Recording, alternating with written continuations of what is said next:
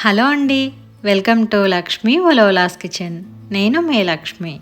ఈరోజు వీడియోలో హెల్తీగా లడ్డు చేసి చూపిస్తున్నాను. అది పల్లి కొబ్బరి లడ్డు అనమాట. ఇందులో ఏంటంటే ఎటువంటి షుగర్ కూడా యాడ్ చేయకుండా చాలా హెల్తీగా చేసేసుకోవచ్చు. అండ్ పల్లీలతో లడ్డు అంటే టేస్ట్ కూడా చాలా బాగుంటుంది. ఎలా చేయాలో చూసే ముందుగా అయితే ఒకసారి వీడియోకి లైక్ చేసేయండి. ముందుగా అయితే స్టవ్ ఆన్ చేసి ప్యాన్ పెట్టేసుకొని ఒక 1 కప్ వరకు పల్లీలు వేసుకొని లో ఫ్లేమ్లో ఉంచి కలుపుకుంటూ వేయించుకోవాలి. ఇలా ఆపకుండా కలుపుతూ ఉంటే అన్ని పల్లీలు కూడా ఈవెన్గా వేగుతాయి అన్నమాట. ఒక 4-5 నిమిషాల పాటు లో ఫ్లేమ్లో ఉంచి వేయించుకుంటే మంచి రంగు వస్తాయి. ఇలా వేగాక మనం ఒకసారి చెక్ చేసుకుంటే పైన పొట్టు అంతా కూడా ఈజీగా సపరేట్ అయిపోవాలి. వీటినైతే ఒక ప్లేట్లోకి తీసుకొని పొట్టు తీసి పక్కన పెట్టేసుకోవాలి. ఇప్పుడు మళ్ళీ అదే ప్యాన్లో 2-3 టీ స్పూన్ల వరకు గీ యాడ్ చేసుకుంటున్నాను. అలాగే 2 కప్పుల పచ్చి కొబ్బరి తురుము ఉంటుంది కదా, సో అది వేసుకుంటున్నాను అనమాట. కొంచెం లేతగా ఉండే తురుము అయితే చాలా బాగుంటుంది. సో ఈ కొబ్బరి తురుము వేసుకున్న తర్వాత మీడియం ఫ్లేమ్లో ఉంచి ఈ నేతిలో అంతా కూడా బాగా కలిసేలాగా ఫ్రై చేసుకోవాలి.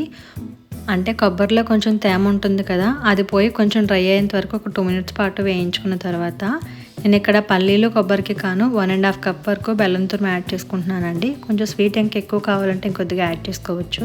సో బెల్లం కూడా వేసుకున్న తర్వాత మొత్తం అంతా కూడా కలుపుకుంటూ ఉండాలి. అయితే ఫ్లేమ్ని ఎప్పుడు కూడా హైలో పెట్టకూడదు అనమాట. మీడియం ఫ్లేమ్లో ఉంచుకుంటే మనకి బెల్లం అనేది ఆ వేడికి కరిగి కొబ్బరి అంతా కూడా అందులో బాగా కుక్ అవుతుంది. సో చూసారు కదా, కొంచెం బెల్లం కరిగింది.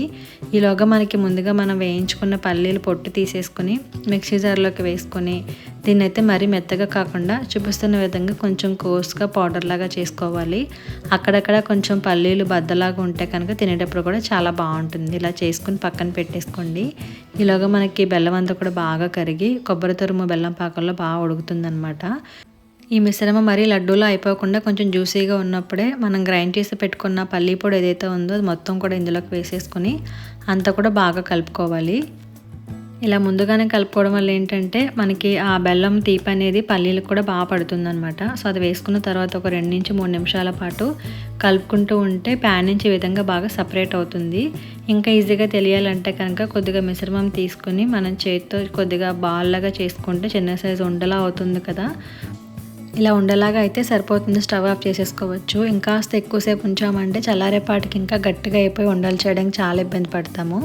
సో ఇప్పుడు స్టవ్ ఆఫ్ చేసేసుకొని దీన్ని అయితే పూర్తిగా చల్లార్చుకోవాలి. చల్లారిన తర్వాత ఒకసారి అంతా కూడా అడుగు నుంచి పై వరకు కలుపుకొని లడ్డూలా చేసుకోవడం కోసం చేతికైతే కొద్దిగా గీ అప్లై చేసుకుంటున్నాను. సో దాంతో మనం కొద్దిగా మిశ్రమం ఎంత సైజులో లడ్డు కావాలో ఆ విధంగా తీసుకుని రౌండ్గా లడ్డూలా చేసుకుంటే చాలా ఈజీగా వచ్చేస్తాయి. సో అన్నీ కూడా ఇదే విధంగా చేసేసుకోవచ్చు.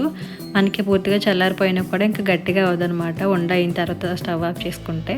సో చూపిస్తున్న విధంగా అయితే అన్ని లడ్డూలు కూడా చేసేసుకోండి. ఇవి కాసేపు బయట పించేసుకొని బాగా ఆరిన తర్వాత డబ్బాలో పెట్టుకుంటే చాలా రోజుల పాటు నిలువ ఉంటుంది. ప్రతిరోజు కూడా పిల్లలకు ఒక్కొక్కటి ఇవ్వచ్చు, చాలా మంచిది కూడా.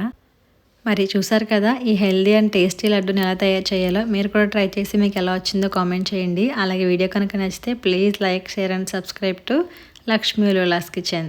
Thank you for watching.